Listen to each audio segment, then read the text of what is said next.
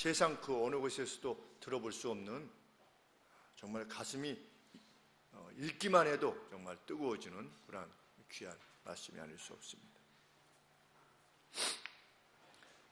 지각이 있는 사람이라면 세상을 볼 때 정말 놀라워하게 됩니다.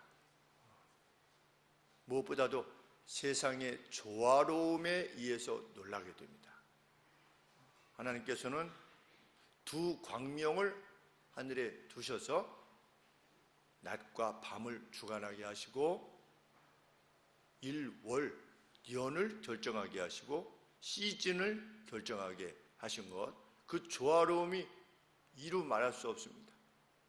한 45살 때부터 이제 하늘을 바라보면 매일같이 그렇게 이 해가 떠서, 지금도 저는 궁금합니다. 이 해가 이렇게 있으면 우리 지구가 이 해를 돈다고 하지 않습니까?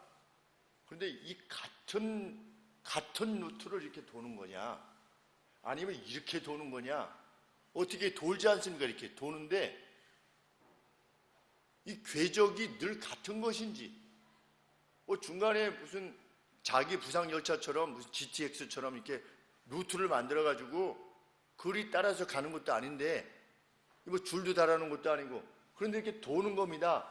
도는데 이게 어떻게 돌아서 다시 원래 상태로 돌아가는가?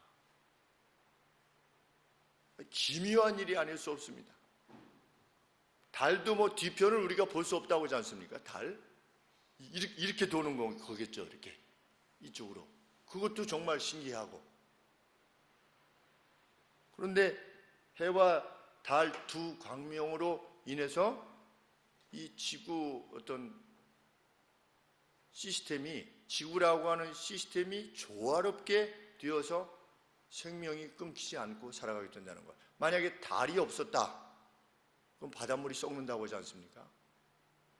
달에 의해서 썰물과 밀물이 이렇게 되어서 산소가 그 아래 바다 속으로 이렇게 들어가서 바다가 썩지 않게 되는, 우리가 늘 미시적으로만 하루하루 삽니다. 그러니까 하루 살 때 그냥 자기 면만 보니까 누가 밉고 불편하고 짜증나고 불안하고,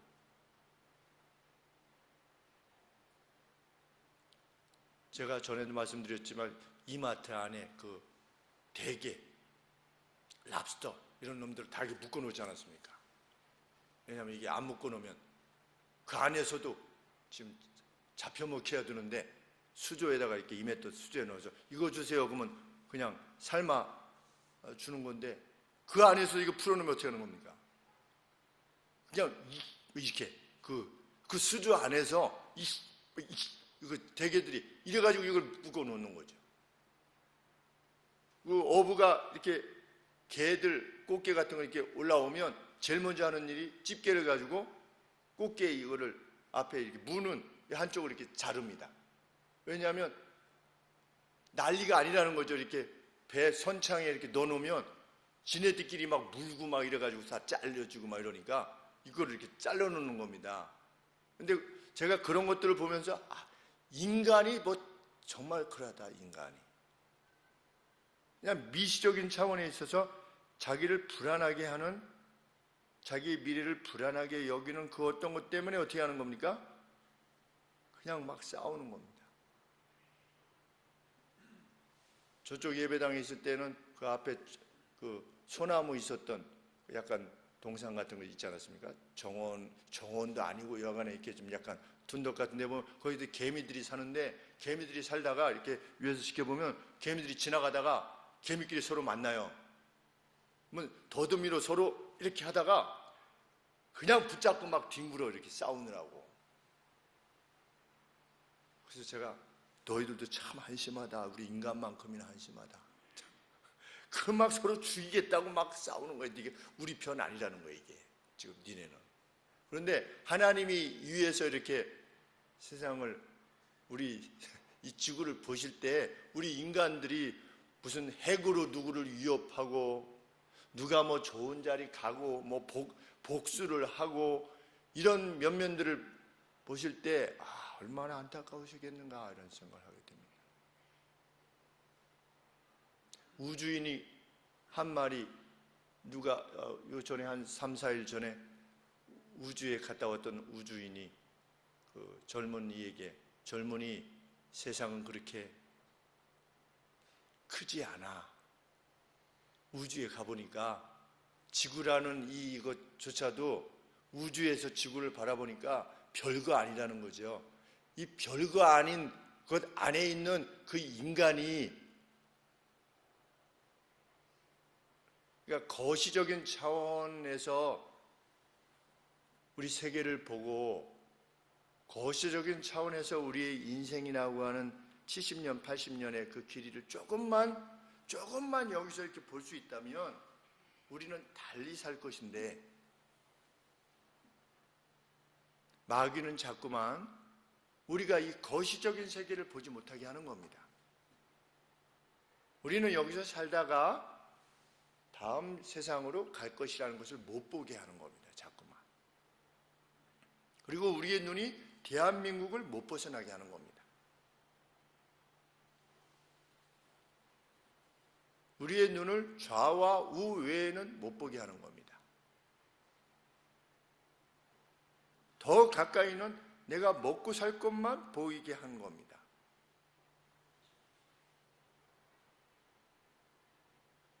이라고 하는 존재가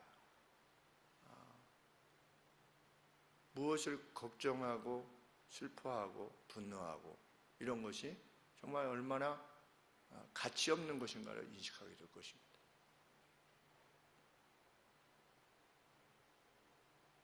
미시적인 차원에서도 그렇지 않습니까? 턱에서 떡떡떡 소리가 나죠. 이상하고 막 사탕 물은 것 같이 아파서 치과에 갔더니 턱하고 이 턱 관절 사이에 턱 디스크가 있다고. 턱 디스크가 있다는 걸 처음 아는 거죠. 50몇 년 만에. 여기도 디스크가 있구나. 그래가지고 이게 왔다 갔다 하면서 턱과 턱이 뼈와 뼈가 부딪히지 않도록 해주는데 이게 고장난 겁니다. 그런데 뭐 이렇게 이거 고장나서 어떡하지? 이런 마음보다 이런 생각이 먼저 드는 거예요. 하나님 기가 막히게 만들어 놓으셨구나. 근데 이번에는 이 하지 정맥 때문에 가보니까 그 정맥에 이렇게 정맥이 있는데 한쪽으로만 열리도록 밸브가 있다는 거예요. 혈관에. 그것도 처음 하는 겁니다. 58년 만에. 이야. 그러니까 이게 우리가 뭐 심장이 이렇게 눌러지면 피가 이제 압력이 탁 하면 이렇게 하면서 가지 않겠습니까? 동맥에서. 그러면 다시 그게 이제 정맥하고 연결돼서 올라올 때도 심장에서 이렇게 하면 이만큼 올라왔는데 올라온 만큼은 뒤로 못 가게 밸브가 이렇게 생겨가지고 올라온 다음에는 이렇게 못 내려가는 거죠. 이렇게 딱 밸브가 있어가지고. 근데 이 밸브가 망가져가지고 지금 내일 이제 시술하게 생겼는데 그것만 봐도 나는 어떡하나 이런 생각보다 이렇게 밸브가 있구나. 그게 더 신기하고 참 신묘막측하다. 하나님께서 이렇게 만들어 놓으신 하나님이 계신데, 조물주가 계신데 뭘 그렇게 미래를 두려워하고 살아간다고 인간에게 스스로 생각하나, 그런 생각을 하게 됩니다. 그런데 사도 바울은 거시적인 것, 미시적인 것, 육적인 보이는 세계도 그렇지만 구원이 그러하다라고 말하지 않았습니까? 구원이 하나님이 이스라엘이 복음을 받아들이지 않자 하나님께서 이 복음을 이방으로 넘어가게 하셔가지고 이스라엘이 이거 봐라 이래가지고 이스라엘이 시기가 나가지고 복음을 받아들이게 하려고 하는 것이 하나님의 계획이요 뜻이다. 이렇게 사도 바울이 아주 신묘막측하다 그러면서 11장 33절에 그 같은 하나님의 지혜와 지식의 그 풍부함을, 그분의 그 판단을 누가 감히 측량할 수 있겠느냐. 우리의 구원이 그렇다는 것, 그 하나님의 측량할 수 없는 판단의 결과라는 것에 대해서 그 기묘함에 대해서 누가 말할 수 있겠느냐? 결국 우리의 구원은 어떤 것이다? 전적인 주의 계획과 그분의 의지 안에서 이루어진 것이다. 감사가 넘치는 것입니다. 36절에 11장 만물이 주에게서 나오고 주로 말미암고 주에게로 돌아감이라 영광이 그에게 세세 무궁토록 있을지어다.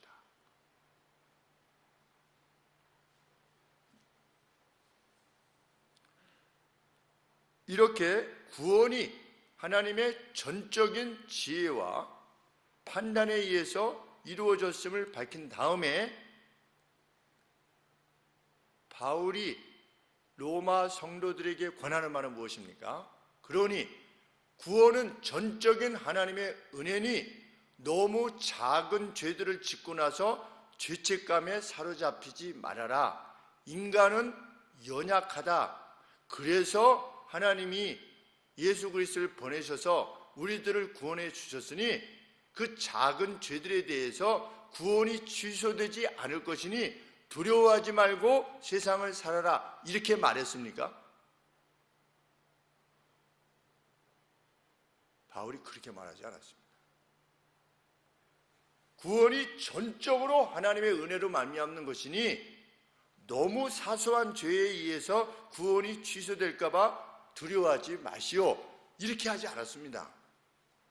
무엇이라고 바울이 결론했습니까? 그러므로, 무엇이 그러므로입니까? 12장 1절에 그러므로 구원이 전적인 하나님의 판단과 그의 섭리에 의한 것이기에, 이런 뜻이지요. 그러므로 하나님의 자비하심으로, 내가 이제 권하는 것은 하나님의 그러한 자비하심으로 권하는 것입니다. 너희 몸들을 하나님께서 받으실 만한 살아있는 그리고 거룩한 제사로 드리라.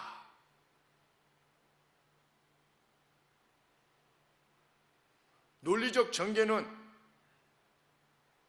구원은 하나님이 결정하시는 것이니 육신의 연약함을 너무 탓하지 말고 사시오. 이게 논리적 전개 같은데 그것이 아니라 그러므로 하나님께 거룩한 산 제사로 드리라. 그것이 전적인 은혜로 말미암아 구원을 얻었다고 하는 사실을 확신하는 사람의 삶의 태도일 수밖에 없다는 겁니다. 누군가 나의 구원이 전적인 은혜로 말미암는 것이구나 라고 하면 자기 자신을 거룩한 산 제사로 드리려고 할 것이라는 거지요. 그것이 하나님의 기대요, 사도 바울의 기대라는 것입니다. 예수님 믿어도 5년 믿어도 10년 믿어도 15년 믿어도 변화가 없어요. 인간이 원래 연약해서 그런 거 아니겠습니까? 성경은 결코 그렇게 말하고 있지 않은 겁니다. 너희는 어떻게 해라? 이 시대에 순응하지 말고, 이 시대적 가치에, 너희가 살아가는 시대의 가치에 순응하지 말고 변화를 입어라. 트랜스폼 되라. 완전히 변화되는 겁니다. 우리 어린아이들이 자동차 가지고 장난감 놀다가 뭐 이렇게 만들어가지고 어떻게 되는 겁니까? 로봇을 만들잖아요. 우와, 근데 그게 뭐예요? 트랜스포머 아니겠습니까? 트랜스포머 완전히 바뀌는 겁니다. 그 모양 형태가.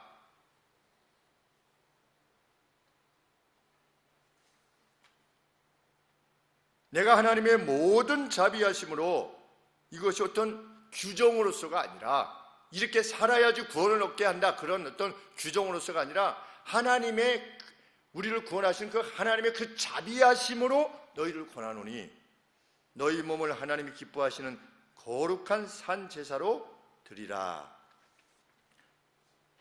여기서 거룩한 제사, 제사는 무엇입니까? 속죄제가 아니라 번제입니다. 왜? 우리는 하나님 옆에 우리의 죄를 사할 만큼의 행동을 통해서 속죄받을 수 없는 존재이기 때문입니다. 그리고 속죄제로서 또는 속건제로서 예수 그리스도께서 우리를 대신하여 죽으셨습니다. 이미. 우리에게 남은 건 무엇입니까? 우리에게 남은 건 번제입니다. 번제는 특징이 무엇입니까? 다 태워드리는 겁니다. 나의 일생을 태워드리는 겁니다. 전부를 바치는 겁니다. 거죽과 똥 이런 것만 제외하고 다 하나님 앞에 바쳤습니다. 이것은 무엇을 의미하는 제사였습니까? 나의 삶 전부를 하나님 앞에 드리겠습니다 라고 하는 뜻으로 하나님 앞에 구약 성도들이 번제를 드렸는데, 당신들의 일생을 어떻게 해라? 거룩하고 살아있는 번제로 하나님 앞에 드리라. 이것이 성경의 기대입니다.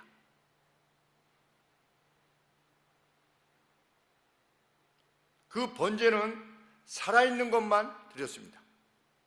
그리고 흠이 없어야만 했습니다. 저는 것은 못 드렸고, 찢긴 것도 몸에 찢겨가지고 몸에 이렇게 흉터가 있는 것도 드리지 못했고, 점 있는 것도 못 드렸습니다. 완전한 것만 번제로 드릴 수 있었습니다.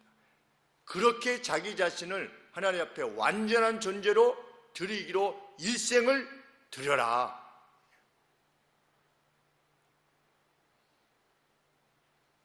사도 바울의 기대는 전적인 은혜로 말미암아 구원을 받은 이는 육신의 약함을 거론하며 자신의 거듭된 죄를 결코 용납하려 하지 않을 것이다.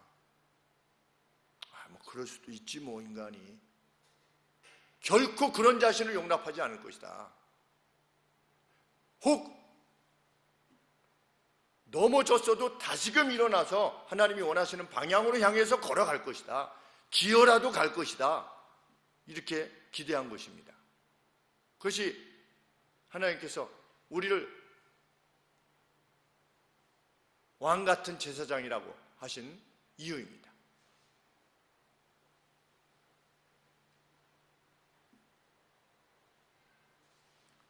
사도 바울은 바로 이것이 이러한 태도의 삶이 무엇이다? 예수님이 말씀하시는 영적 예배다. 이것이 너희의 드릴 영적 예배니라. 영적 예배에 대해서 예수님이 누구에게 말씀하셨습니까? 사마리아 우물가의 여인에게 말씀하셨습니다. 예루살렘에서 예배 드려야 됩니까? 아니면 우리 북이스라엘처럼 그리심 산에서, 이 산에서 예배를 드려야 됩니까? 어느 산에서 예배를 드려야 됩니까? 이 산에도 말고 예루살렘도 아니고 신령과, 신령이 뭡니까? 영적으로 스피리추얼 하는 영적인 제사, 인트루스, 진리 안에서 드리는 예배를 드릴 때가 올 것이다. 그것에 대해서 사도 바울이 언급하는 것입니다. 진정한 예배는 뭐냐? 우리의 삶이다. 그것이야말로 하나님이 기뻐하시는, 하나님을 기쁘시게 하는, 플리징하는 영적 예배다.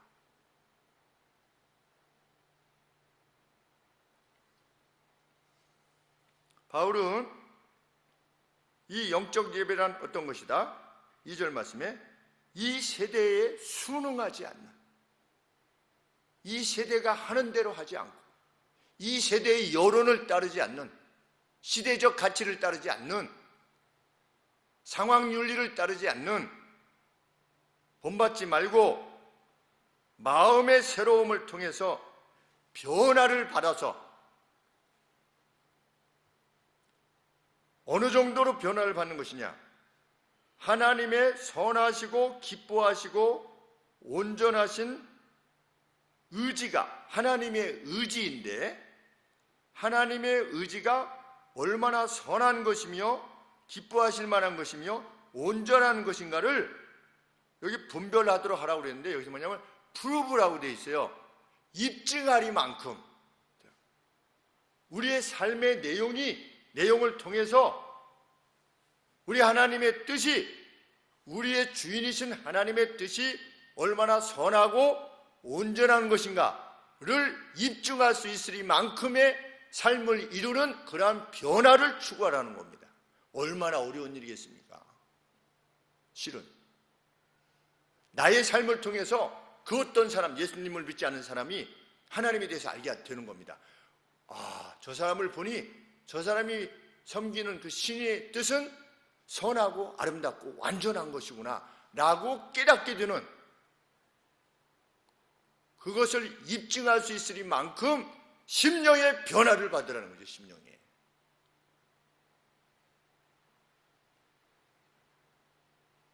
예수님을 믿기 전이나 믿을 때나 5년 전이나 10년 전이나 30년 전이나 50년 전이나 그 사람이 그 사람인 거예요. 그 사람을 통해서 그 누구도 영적인 감동을 받지 못하는 겁니다. 그 누가.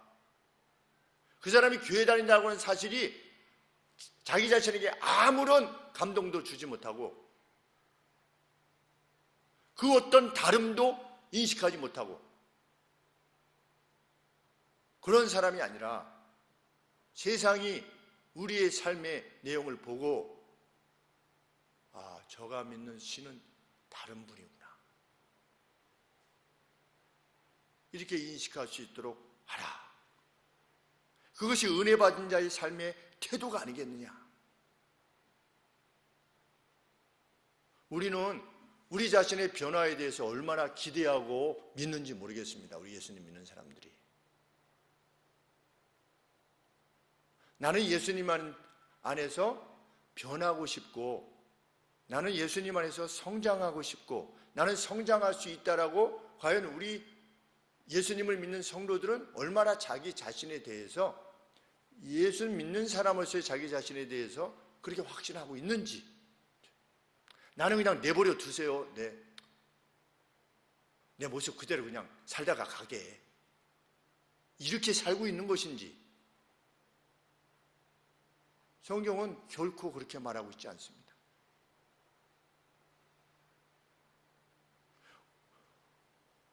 우리가 우리 자신을 바라볼 때도 그러하지만 우리가 서로를 바라볼 때는 또 어떠합니까? 5년 전에 그 예수님 믿는 사람의 그 모습이 과연 지금 그런가? 우리 백광현 목사 거의 40년 만에 만났습니다.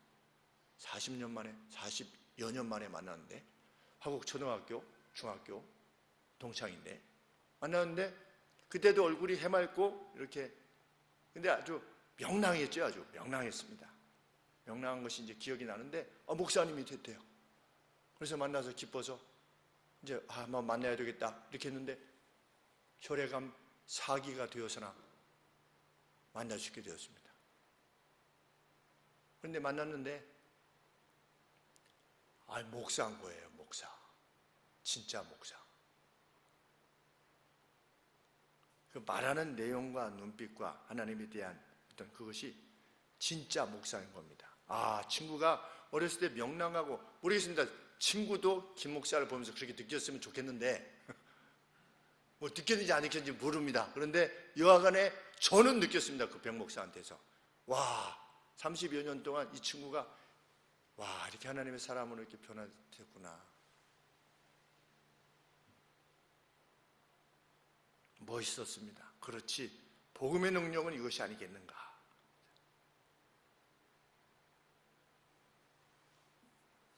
바울은 그 변화의 장을 둘로 구분해서 밝히고 있는데 3절부터 12절까지는 교회 내에서의 변화이고 13절부터 마지막 절까지는 교회 밖에서의 일반의 삶에 있어서의 변화에 대한 언급입니다.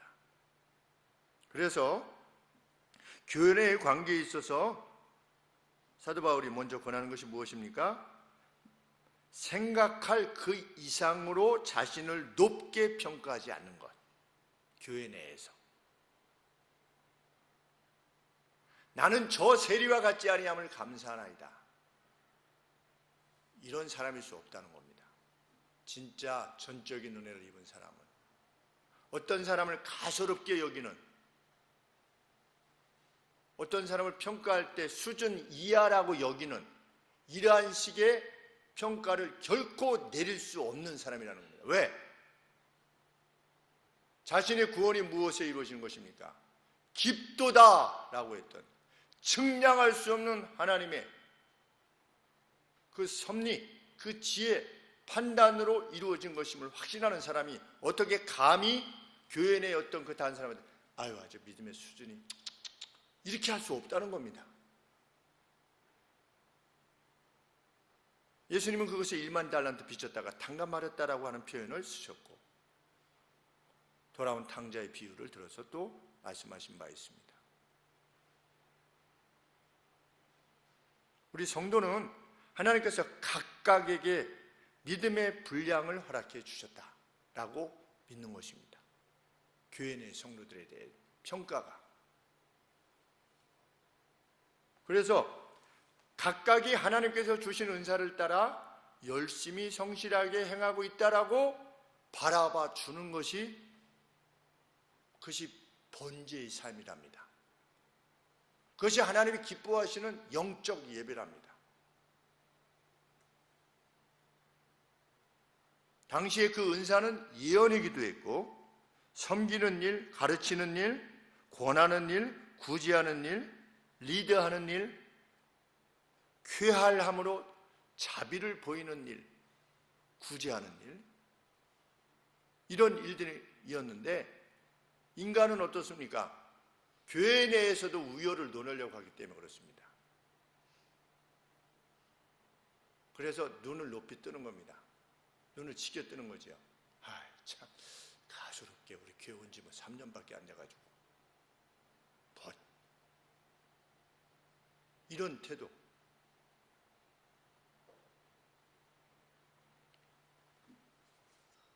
그것이 3절 말씀입니다. 너희 중 각 사람에게 말하노니 마땅히 생각할 그 이상의 생각을 품지 말고. 마땅히 생각할 것은 뭡니까? 하나님께서 각 사람에게 믿음의 분량을 나눠주셨다 라고 하는 것이 마땅한 분량이라는 겁니다. 그런데 사람들이 이렇게 생각하지 않는다는 겁니다.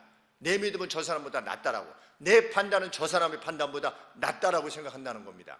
그래서 자기 판단에 따르지 못하든지 미치지 못한 사람을 우습게 여긴다는 겁니다. 그래서 말도 섞지 않으려고 하는 것이죠. 그 사람 보면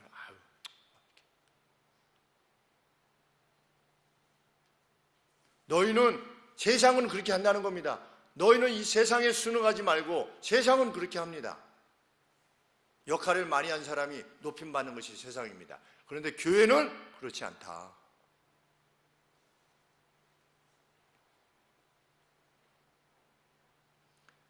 은혜로 구원을 얻은 일을 얻었다는 것을 인식하는 사람은 믿음 안에서의 형제들을 가식 없이 사랑하려 할 것이며,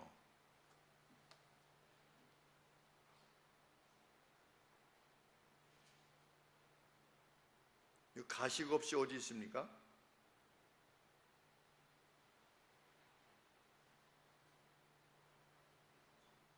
몇 절에 있죠? 9절이요? 네. 사랑엔 거짓이 없나니, 이게 그 말입니다.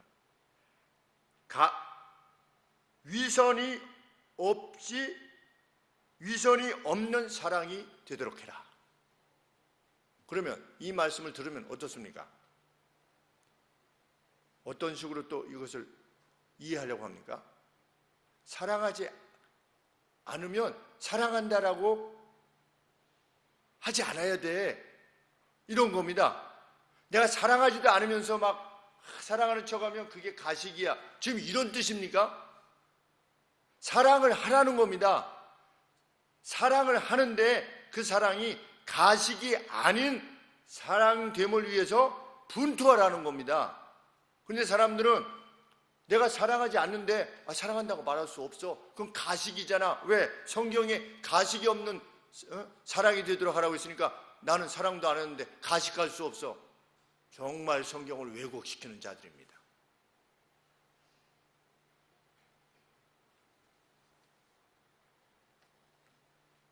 은혜를 입은 자는 악한 것은 그 무엇이라도 혐오하려 할 것이며, 5절 말씀에 uphold 이렇게 되어 있습니다. 악을 혐오할 것이다. 어떤 것이 악한 것이면. 그리고 선을 클링하려, 선을 꽉 붙잡으려고 할 것이다. 선한 것을. 참 그리스도인은 그런 사람들이다. 선한 것을 꽉 놓치지 않고 막 붙잡으려고 하는 사람. 어떻게 했는지 선한 것을. 마치 아브라함이 지나가는 나그네를 돌보기 위해서, 그래서 심지어 의인은 어떤 사람이다? 가축의 마음까지 돌아보는 사람이다. 가축의 마음까지. 근데 참 요새는 안타까운 것이 이제 가축의 마음만 돌아보려고 해서 이게 문제죠. 가축의 마음. 사람한테 그만한 정성을 들이면 얼마나 좋겠나 하는 생각이 듭니다. 이놈이 오늘 잘 지냈나? 먹을 거 제대로 먹었나? 똥은 제대로 쌌나? 안 되면 막 병원에 데리고 가가지고서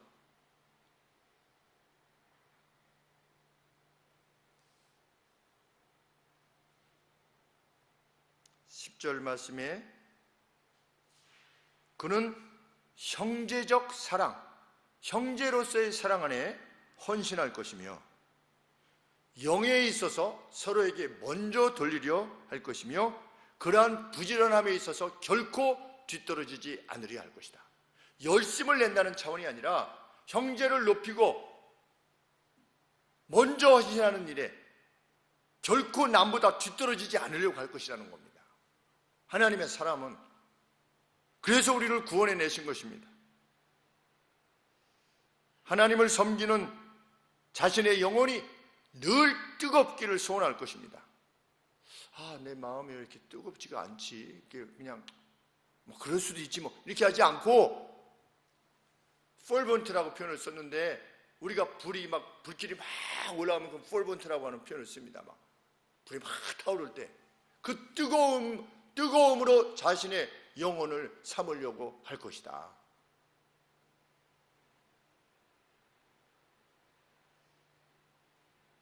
그것이 바울이 기대하며 근황하는 바였습니다.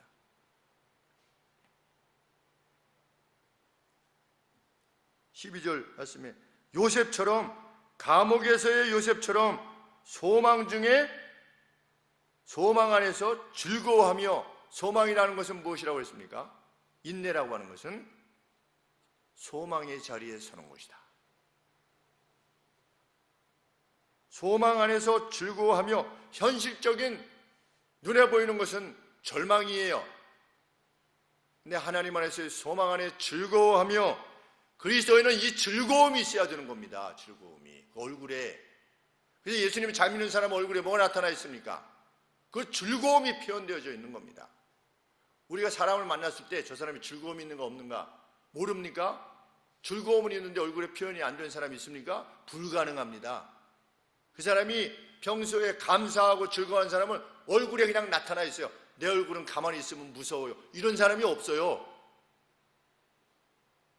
왜? 그는 늘 어떻게 하고 있으니까? 늘 미소를 머금고 있으니까. 마음이 항상 즐거운데 얼굴이 가만히 있을 수 있습니까? 마음이 즐거운데. 그러니까 늘 누구를 바라봐도 어떻게 해요? 이렇게 그냥 우리 영희, 현이, 윤희가 아빠는 처음 만난 사람도 마치 오래 만난 사람 같이 얘기한다고. 그 사랑하니까 그런 겁니다. 누구든지 엘리베이터 안에서 만나도 오늘 성경 공부 마치고 집에 가는데 그 현관 앞에 어떤 자매님이 카드를 가지고 무슨 전화할 건지 뭐 이렇게 묶고서 이렇게 서 있어서 안으로 들어가고 싶으신가 봐요. 이렇게 했더니 안에 카드 뭐 누르고 난 다음에 다시 들어가시죠. 했더니 또 고맙습니다. 난생 처음 보는 분인데 그냥 즐겁고 반가운 겁니다. 그 누군가 자신의 일을 위해서 온 거 아니겠습니까? 자기의 가족들을 먹이 살리기 위해서 자매님이 일을 하러. 그럴 때 누가 뭐 하나를 배달해 줘도 고마움으로 받고 고맙습니다. 그리고 갈 때 2,000원, 3,000원이라도 더 얹어주고 고맙습니다. 그 하나에 뭐 800원인가 900원 남는다고 하지 않습니까? 그럴 때 우리 택배 올 때 한 달에 몇 번이나 오겠습니까? 많이 와도 한 5번 정도 오지 않겠습니까? 많이 와도. 2,000원 주면 한 달에 10,000원밖에 안 되는 겁니다. 근데 그 2,000원씩이 그 10,000원이 용도가 그 누구의 마음을 기뻐하게 하고 감사하게 하는 것입니다. 그것이 아브라함의 마음이었던 것입니다. 나그네 지나갈 때 제가 대접하고 싶은 거예요. 소망 중에 즐거워하며 환난 중에 참으며 기도에 항상 힘쓰는 이유가 뭔가? 무엇을 위해서 기도에 힘쓰는가? 바로 연결시키기는 그러하지만 13절에 성도들의 쓸 것을 공급하며 복음을 전하는 나그네 선교사들을 대접하기 위해서 하나님 앞에 기도하며 기다리는 것이지요.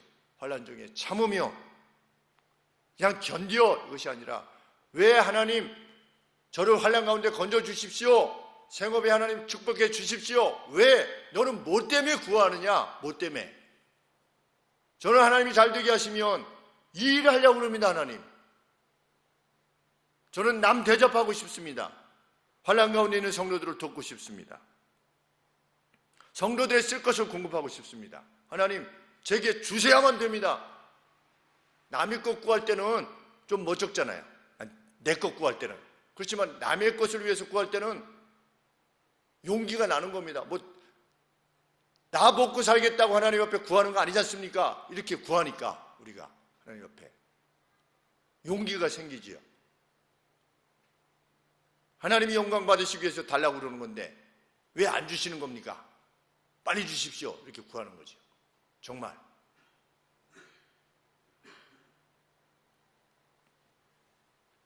하나님이 기뻐하시는 영적 예배는 예배당 밖에서도 이루어진다. 14절 말씀에.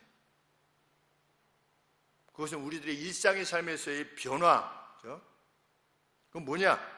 자신들을 핍박하는 자들까지도 위해서 축복하는 겁니다. 그게 변화입니다. 너희를 핍박하는 자를 축복하라. 누가 핍박했겠습니까? 로마가 핍박한 겁니다. 로마 정부가, 네로 황제가 핍박하는 거죠. 그리스도인들에게 루머를 씌워서 그리스도인은 어린아이를 잡아서 그 피를 마시고 살을 먹는 자다라고 하는 루머를 돌기 위해서 수많은 그리스도인들을 죽였습니다. 그런데 성경은 뭐라고 하는 겁니까? 너희를 핍박하는 자를 축복하라. 이것이 그리스도인이에요. 무슨 사회 정의를 바로잡느니 뭐니 해서 복수를 정당화하는, 우리 인간이 잡으면 얼마나 복수를, 그 사회 정의를 바로잡을 수 있겠습니까? 인간이. 그것도 70년, 80년, 100년 지난 것들을, 그때 시대에 살지도 않는, 태어나지도 않았던 이들이 정의를 바로잡겠다. 배가 아파서 그런 것입니다. 배가 아파서. 왜? 그때 악한 짓을 했던 자들이 잘 먹고 잘 산다는 거지요. 배가 아픈 것입니다. 배가 아픈 것을 정의로 포장하는 것이지요. 예수님이 그렇게 하신 적 있습니까? 성경에? 삭개오를 너 이런 매국노 이놈, 하나님의 백성으로서 하나님의 백성을 등쳐먹고 살아? 너에게 저주가 있을지어다 하신 적 있습니까? 예수님이? 예수님은, 예수님의 사도 바울에게 계시한 내용은 무엇입니까? 너희를 핍박하는 자를 축복하는 자가 되라. 축복하고 저주하지 말라. 누구를 선별해서 기도할 수 있습니까? 크리스찬들이? 누구는 위에서 기도해주고 누구는 기도해 줄 수 없는 사람이 있을 수 있습니까? 불가능하다는 겁니다. 이것이 명백한 하나님의 말씀인데도 불구하고 크리스찬들이 동의하지 않는 크리스찬들이 있어요. 그리고 잘못 가르친다라고 그럽니다. 이것이 잘못 가르치는 것입니까? 분명하지 않습니까? 너희를 핍박하는 자를 축복하라. 무정한 자가 되지 말고 일반 사회에 있어서도 즐거워하는 자들과 즐거워하고 우는 자들로 함께 우는 자가 되라. 그들과 분리하여 사는 자가 아니라 세퍼레이트 되는 것이 의로움이 아니고 그들과 함께 거하면서 그들의 슬픔과 기쁨에 동참하는 자가 되라. 16절 말씀에 서로 동일한 마음이 되어 높은 데 마음을 두지 말고 마음이 있어서 오만해지지 말며 도리어 낮은 사람들과 함께 교류하는 사람이 되라. Associate with the lowly 이랬습니다. 낮은 사람들, 사회적으로 낮게 평가되는 사람들과 교류하는 사람이 되라. 낮게 평가되는 사람하고만 하라가 아니라 그런 사람들하고도 해라. 제한이, 사귐에 있어서 제한이 없는 사람이 되라는 것입니다. 가난한 사람들을 위하면 하나님이 더 원하시는 겁니까? 그렇지 않습니다.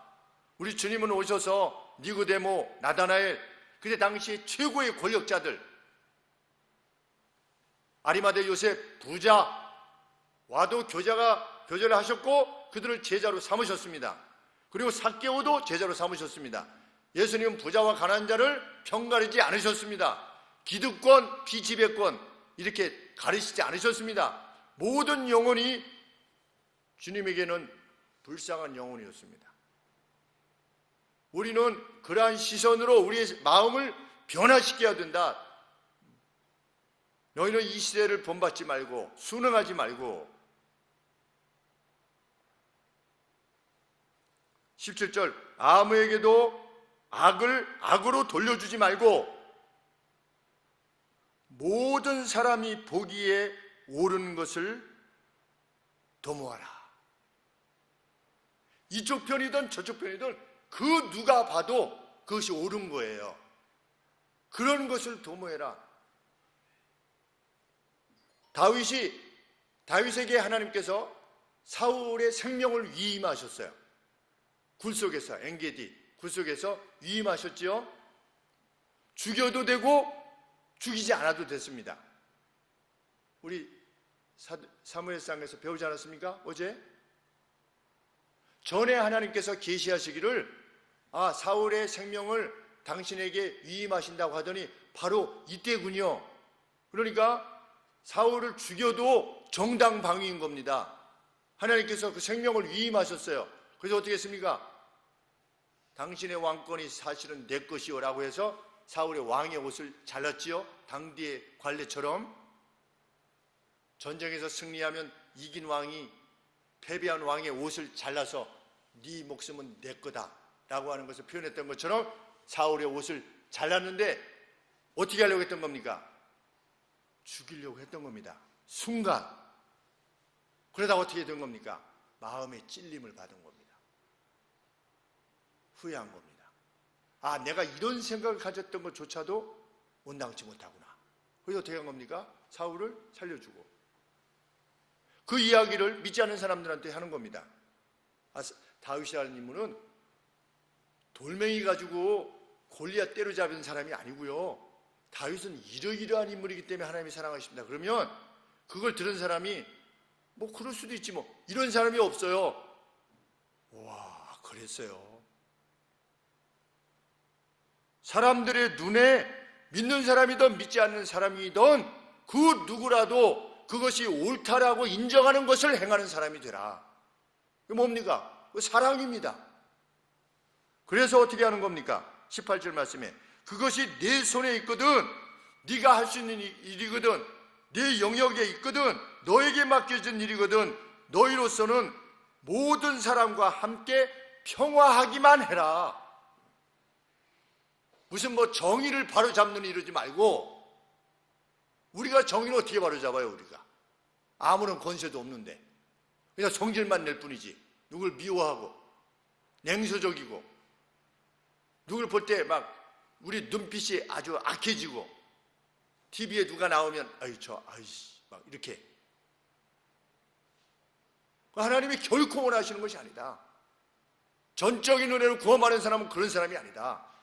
원수를 위해서도 축복하는 사람이다. 너희는 모든 사람과 더불어 화평하라. 19절 말씀에 내 사랑하는 자들아 너희가 친히 원수를 갚지 말아라. 진노하심에 맡기라. 하나님께 맡기라는 겁니다. 누가 정말 잘못해서 떵떵거리고 잘 살고 있다면 친일파가 떵떵거리고 잘 살고 있다면 우리를 믿는 사람으로서 어떻게 해라? 하나님의 진노하심에 맡기라. 그게 로마의 황제건 누구건 너희를 죽이려고 하는 게 맡기라. 기록되었을 때 성경에 기록되어 있지 않느냐? 원수 갚는 것이 내게 있으니 내가 갚으리라고 주께서 말씀하시니라. 근데 왜 니네가 갚으려고 한다는 거야? 니네들이 뭔데?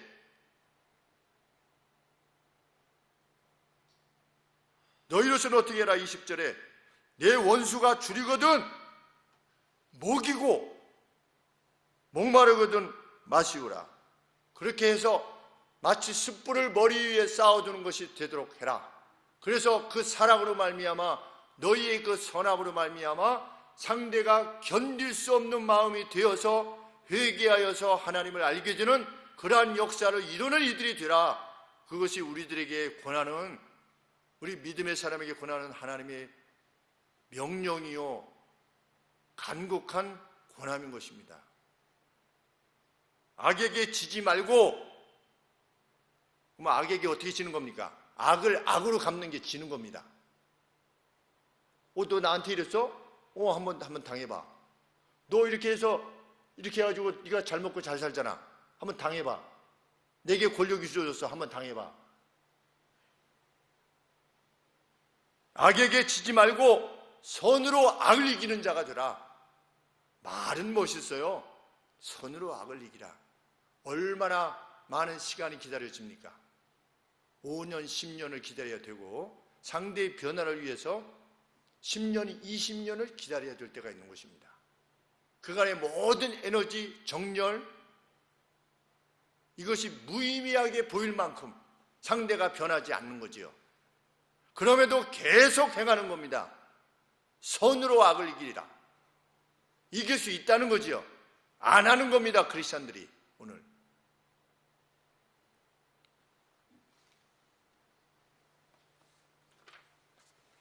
우리는 이것에 대한 확신을 지녀야 되는 겁니다. 그것이 예수님 믿는 사람입니다.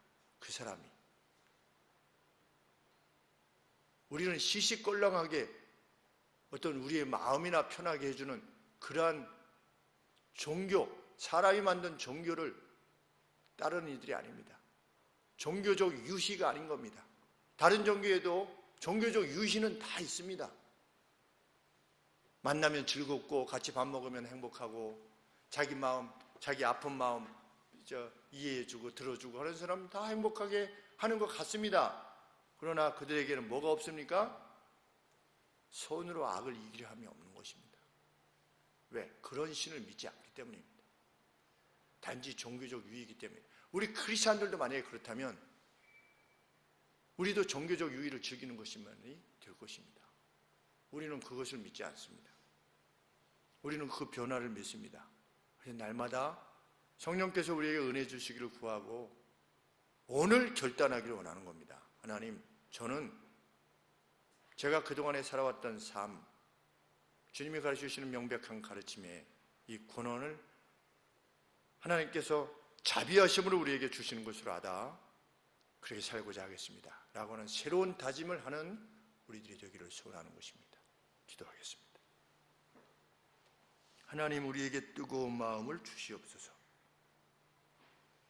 정말 모든 사람들이 공의, 우리가 행하는 바, 생각하는 바, 결정하는 바가 선하고 아름다운 것임을 인정할 수 있는, 그래서 우리 하나님의 뜻이 선하고 온전한 것임을 세상에 증명하는 자로 이 땅을 살아가게 하여 주시옵소서. 예수님의 이름으로 기도합니다. 아멘.